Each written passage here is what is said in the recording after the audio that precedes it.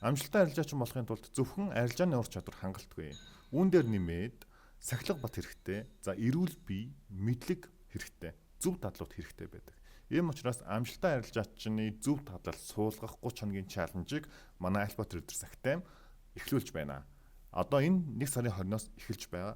Тэгэхээр та бүхэн маань хэрвээ энэ чаленжд нэгдэхийг хүсэх юм бол манай Альбат Трейдерс Academy руу ороод ирээрэй. Энэ чаленжд маань өдөр болгон хийх зүйлсүүдээс гадна за би болон мэрэгжлийн лайф коуч багш маань 7 хоногийн 2 өдөр яг одоо хадгалагдахгүй сургалт орноо. За мэдээж хэрэг мөнгөөр үнэлэх юм бол маш одоо үнэтэй сургалтууд. Гэхдээ яг академийн гишүүдэд зориулаад үн төлбөрөөр орж байгаа.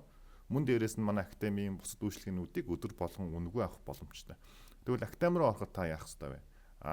Vintage Broker дээр арилжааныхаа дансыг нээгээд Vintage Broker дээр real дансаараа арилждаг байхад хангалттай гэсэн үг. Харин энэ доор видеон дээр байгаа линкэн дээр дараад Vintage Broker дээр дансаа нэгээд тэгээд над руу чат бичээрэй. Мөн дээрээс нь хэрвээ Vintage Broker дээр данстай бол тэр бол асуудалгүй мөн над руу Vintage Broker дээр данстай болоод би яах вэ гэд Instagram-аар ч юм уу тий асуучихад хангалттай шүү. За ингээд та бүхэндээ амжилт хүсье. Өнөөдрийнхөө ханшийн тамагт орцгоё. За өнгөрсөн 7 хоногт юу болчихвоо? Бүгдээрээ долларын индексээс эхлэе. За долларын индексийн хувьд бол өнгөрсөн 7 хоногт бид юу харж ирсэн бэ гэхээр daily time frame uptrend хөдөлгөөнтэй. Uptrend хөдөлгөөн нь арай одоо ханаагүй байх. За тэгээ үргэлжлээд дээш явах байхаа гэж бид нар ярьж байсан.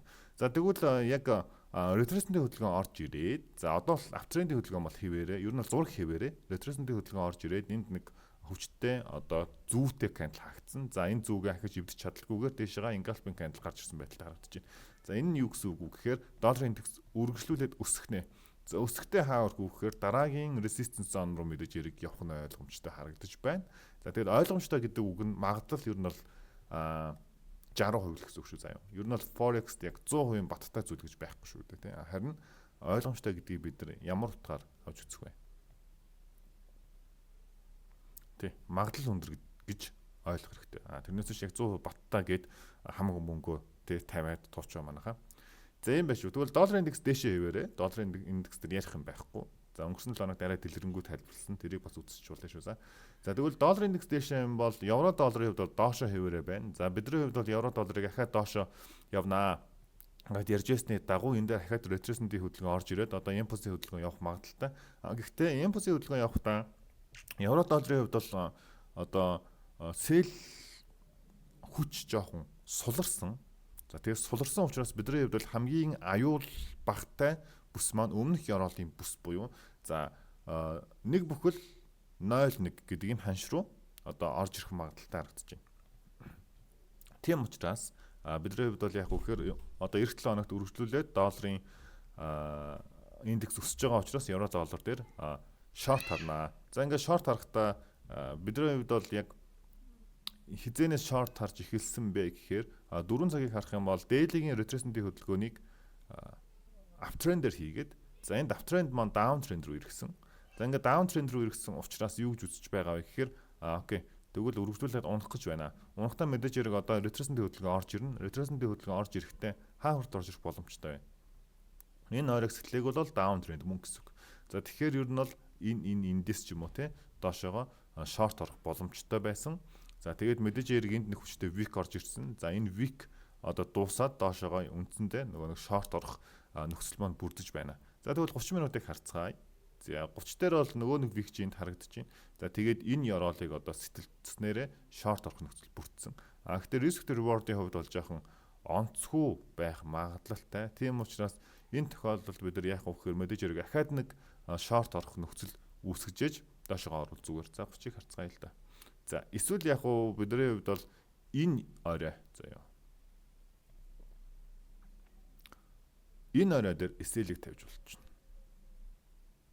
За жоохон risky тий. Тэгээд доошоогоо хаа хүртэл бүгдээрээ харах уу гэхээр өмнөх ёроол хүртэл бас харж болж байна гэсэн үг. Гэхдээ 7 хоногийн дундуур ч юм уу тий одоо ихэнд яг энийг цохоод ороод ирэх магадлал өндөр шүү манайхаа. Яагаад гэвэл одоо яг энэ үндсэн 9-ийн хай биш учраас яг үнэхээр би үнэхээр энэ доошоогоо унлаа одоо яана те би хоцорлаа гэж бодож байгаа бол ингэж риск энтер хийж болно. За үндсэн оролт маань хизээ үсгүүхээр ахаад нэг retracement хөдөлгөөн орж ирсний дараа энэ хавьяас. бид нар доошоогоо шорт харж болно гэсэн. За тэгэхээр евро долларын хувьд бол доошоо чиглэл доошоо хэвээрээ. За тэгэхээр ерөнхийдөө одоо цэгцтэй зурвал яаж харагдаж байна вэ гэхээр нэг иймэрхүү харагдаж байна гэсэн үг. Тэгээд энд яг нөгөө магадлал шүү дээ. Энэ одоо спортон дээр буцаад нэг ретросентийн хөдөлгөөн орж ирээд тэгээд доошоо унах магадлалтай. Тийм учраас энэ үед нь бид нэр шорт арилжаанд орно гэсэн төлөвлөгөө гарч ирж байна гэсэн үг. За тэгээд биткойн дээр ярих зүйл байхгүй. За биткойныг угаасаа нэлээд дээшээ энэ орой хүртэл. За нэг хэдийн ханшин. За 102 мянга ч юм уу тий. Энэ орой хүртэл өснө гэж ярьж байсан бол бүр дээшээ явцсан. Одоо өмнөх оройроо угаасаа явж байна. Тэгэхээр биткойн дээр одоо лонг орох бол хэцүү. За яг нь үнэхээр энэ импульс хөдөлгөөн ретресентийн хөдөлгөөн одоо ретресент өгчих юм бол бид нар ингээд нэг шүү. Ингээд одоо daily дээр бүгд ярьж штэ. За тэгээд ретресентийн хөдөлгөөн өгчих юм бол ахиж лонг орж болж байна. Тэрнээс биш одоо бол яг биткойн дээр лонг орох ямарч боломж байхгүй. За өмнөх оройг ямарсан шалгаад ретресентийн хөдөлгөөн орж ирэх байх. Үүний дараа бид нар лонг орно гэсэн үг. За Found-ийн хувьд бол доошо хэвээрээ. За тэгээд маш гоё зурагтай явсан. За daily time frame маань энд down trend-ийн хөдөлгөөн рүү эргээд down trend-ийн хөдөлгөөн рүү ирснийхаа дараа ретресент өгөөд дараагийн импульсыг явцсан байдалтай. За тэгээд одоо мэдээж хэрэг энэ хөдөлгөөнөө юу нь бол гүйцэтгэх байх. Found-ийн хувьд бол тэгэхээр энэ яраал руу ямар их нээлжинд ороод ирнэ. Цаашдын төлбөр маань ямар байгаа юм бэ?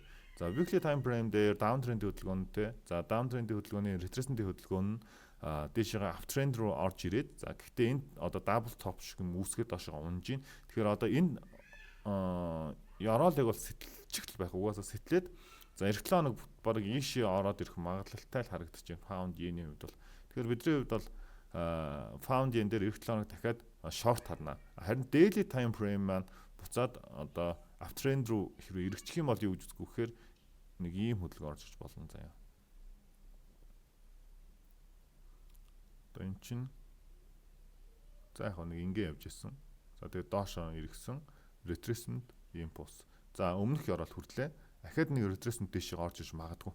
Энэ нь юу гэсэн үг вэ гэхээр daily-гийнхаа одоо за weekly-гийнхаа retracement-ийг хийж ийн гэсэн үг шүү дээ. Тэгээд daily up руу эргээд ороод ирчих магадгүй. Энэ дээр бол буцаад long орыг гэж бодолтгүйгээр өргөжлүүлээл short гарна гэсэн үг шүү. За тэгэхээр яг урт цагийн би таамаглаж байгаа учраас тухайн өдрийн таамгуудыг манай Alpha Traders Academy гишүүн болоод өдөр болгон одоо авах боломжтой шүү заа. Тэгэхээр Found Yen-ийн хувьд бол за daily-гээр харъя. Бүр доошоо харж байна. Weekly болон daily-гээр 4 цагийн зураг болохоор ингэж зурагдсан байгаа шүү за. За одоо алтаа бүгдээрээ нэг 50 сайхан шинжилээ. За энэ зураг болохоор өнгөрсөн 7 хоногт тавтахад одоо Academy-нд өгсөн зураг байна. За тэгээд ямар ч гэсэн retracement за бүр эхнээс нь тайлбарлаж байгаа. Энийг устгах. За daily дээр болохоор юу болж ийнэ гэхээр алтман угаасаа нэлээд өсөлттэй явж байгаа. За тэгээд өмнөх орой одоо энд байгаа. За баг энэ key level юм уу дөө. Ингэж зурууд ер нь зүгээр харагдчих. За тэгэхээр энд байгаа нэг resistance zone байгаа. За энэ resistance zone дээр алт айлтын орж ирсэн. За тэгээд одоо retracement-ийн хөдөлгөөн өгж байгаа талтай харагдаж байна. За энэ нь болохоор 4 цаг дээр uptrend-ийн хөдөлгөөний мөн адилхан retracement-ийн хөдөлгөөн рүү оруулж ирж байгаа. За тэгээд daily time frame болон 4 цагийн одоо impulse-ийн хөдөлгөөн нэг байгаа. За тэрний үгс үг гэхээр би daily дээр зураг үзүүлчих заяа. Одоо энд үүсэж байгаа нэг uptrend-ийн хөдөлгөөн байгаа шүү дээ. За энийг ингээ бүхэлд нь би зураад харуулчих заяа. Энэ маань болохоор 4 цаг дээр яг адилхан орж ирж байгаа. Ялангуяа сүүлийн хөдөлгөөнүүд яг адилхан хараа. Тийм байгааз энэ орой тэгээд retracement impulse. За тэгэхээр одоо алтан дээр мэдээж хэрэг эндээс retracement-ийн хөдөлгөөн орж ирж байгаа учраас нэлээд гүнзгий ороод ирж магадгүй буюу 30 минут маань down trend-ийн хөдөлгөөнтэй байгаа. За 30 минутын down trend-ийн хөдөлгөөн нь хэрхэн орж ирж байгаа вэ? Бүгдээрээ харцгаая. За энэ яроолыг сэтэлснээр 30 минут down trend руу иргэсэн. За тэгээ down trend руу харагдчихэд retracement өгөөд impulse өгөөд retracement өгөхдөө яг энэ хорийг бол сэтэлж чадаагүй. Биеэрээ сэтэлээгүй. За тэгээд дараа нь impulse явсан. Тэгэхээр энэ яроолыг хаана сэтэлсэн бэ? Энэ бүр доор сэтэлсэн учраас retracement өгөөд дахиад impulse явсан байдалтай. За тэгэхээр 30 минутын эсвийн хай маань энэ дээр байжгаад 5 дахь буцаад дээшээгээ өсөж орж ирэхдээ 30 минутыг uptrend руу эргүүлж чадахгүйгээр доош унтсан гэсэн үг. Тэгэхээр 30 минут ийшээ сэтэрсэн бол алтыг одоо шууд лонг харж болох байсан боловч сэтрэгүүгээр доошоо ахаад нэг импульсын хөдөлгөөн хийцэн учраас бид нар юу гэж үзэж байна вэ гэхээр ахаад ер нь үргэлжлүүлээд унах магадaltaй болж ирж байна. За гэхдээ унахтаа 4 цагийн ретресцентийн хөдөлгөөнийг арай гүнзгий оруулаад ирж магадгүй буюу тий. Тэгэхээр 4 цагийн эсвийн лоб бол энэ доор байгаа. Тэгэхээр энэ ханш сэтрэх хүртэл бид нар алтыг одоо том цагаараа унлаа шүү гэж хэлж болохгүй. За энэ ханшны хувьд бол 2656 гэдэг ханш хавцаа байна. Энэ хавцаа алт унаад ороод ирэх юм бол яг бидний хувьд дээли буцаад одоо даун эргэж ин 4 цагийн харьцаа адилхан байгаа шүү дээ. Тийм учраас одоо шорт орж болно. Шорт орохдоо нэг хол биш энэ ороод эсвэл энэ ороод руу харна гэсэн үг. Ер нь бол бид скалп хийдэг, day trade хийдэг шүү дээ. Тэр болтол алтыг бол лонг харсан хэмээрээ байна. За тэгээд 4 цагийг тэгвэл одоо бид нар буцаад ретресцентийн хөдөлгөөн аль хүртэл орж ирэх боломжтой вэ гэдэг бүгдээ харчих заяа. Тэгэхээр хамгийн ойрын одоо спорт болж өгөх зон энд л харагдаж байна л да. Арай хүчтэй тий. Kill level гэж бид нэрлэдэг шүү дээ. За спорт гэж нэрлэдэг байна. За тэгэхээр ийшээ ихний ээлжинд алт ретресцентийн хөдөлгөөн ороод ирэх магадaltaй байна. Тэгэхээр эх 7 хоногт бидний хувьд яг 7 хоногийн ихэнд харж байгаад 4 цаг дээр хүртэл тренд үтсэн хараа. Ингээд доошо харж болж байна. За тэгээд доошо харсны дараа энд үүссэн одоо 30 минутын тренд нэг чухал биш болчихлоо шүү. 4 цаг дээр ретресцентийн хөдөлгөөн өөрөө 4 цагийнхаа трендээр ороод ирсэн. Тэгэхээр яг алтны үндсэн чиглэлийг бид харахын тулд юу хэрэгтэй байх нь 4 цагийнхаа энэ трендийг үндсэндээ харахаар болж байна. За тэгээд буцаад ап тренд рүү иргсэн гэсэн дахиад өгсөний дараа бид нар лонг орж болж байна. За тэгээд лонг орохдоо дараагийн тэгвэл хүрэх магадaltaй цэг хаашаа вэ гэж харахаар за энэ оройнууд руу за тэгээд цаашлаад ийшээ бид нар харж болж байна гэсэн үг. За тэгэхээр ханшийн зүгээр л чинь 20750 за тэгээд 2788 гэдэг ханш руу алт явах боломжтой. За тэгэхээр одоо маргааш буюу нэгтгэд те 20-нд 20 болон за 21 хавцаа бидний хувьд бол алтан дээр энэ ретресцентийн хөдөлгөөн орж ирээд хаана дуусах вэ гэдгийг бид нар одоо анзаарах шаардлагатай болчихж байна. Бүр гүн орж ирвэл ийшээж ороод ирэх боломжтой. Хамгийн гол нь буцаад эргэж байгаа эргэлтийн цэг маш чухал. Тэгэхээр тэр эргэлтийн цэгээс бид нар алтан дээр үргэлжлүүлээд лонг орно гэсэн үг шүү заяа. За энэ дээр би тэгвэл дахиад ингээд за ретресцент өглөө импульс нэг иймэрхүүч байж болно шүү дээ. За тэгээд дээшээгээ сэтэрснийхэн дараа бидний хувьд бол алтан дээр лонг орж болно. За тэгвэл яг спорт болж өгж магадгүй зоныг би тодорхойлсон. Тэрнээс биш заавал эндээс ойх ёстой ч юм уу тийм зүйл байхгүй гэдэг бүгдээр мэдж байгаа. Нэмэлт олон компромисс авдаг шүү дээ. Fibonacci татвууд нэг 50 level хавцаа ороод ирэх юм байна. Тэгэхээр энэ хавцаа баг ороод эхний ээлжинд ороод ирэх магадaltaй харагдаж байна да. За юм байна залуусаа тэгээд алтны өдөр болгоны таамгийг одоо энэ яриад байгаа хослуудын таамгуудыг хэрвээ зураг өөрчлөгдсөн байвал би өдөр болгон актам руугаа явуулдаг. Харин өөрчлөгдөөгүй байх юм бол яг энэ зураг өөрчлөгдөөгүй шүүгээ хэлдэг. За тэгээ өдөр болгон эцэмсгийн сигнал өгч байгаа. За тэгээд мэдээж дандаа өдөр болгон бас өгөхгүй тохиолдол байдаг. Яг арилжааны нөхцөл бүрдэг үед ч юм уу те өгөхгүй тохиолдлууд бас байдаг шүү. За тэгээд Forex анхнаас одоо дунд чат хүртэлх үнгүй хичээл, майндсетийн хичээлүүд гээд олон зүйлс актанд байгаа. За ийм байна залуусаа тэгээд та бүхэндээ арилжаанд намжлт хүсье. Дараа 7 хоногийнхоо одоо ханшийн тамгаараа уулзцгаая.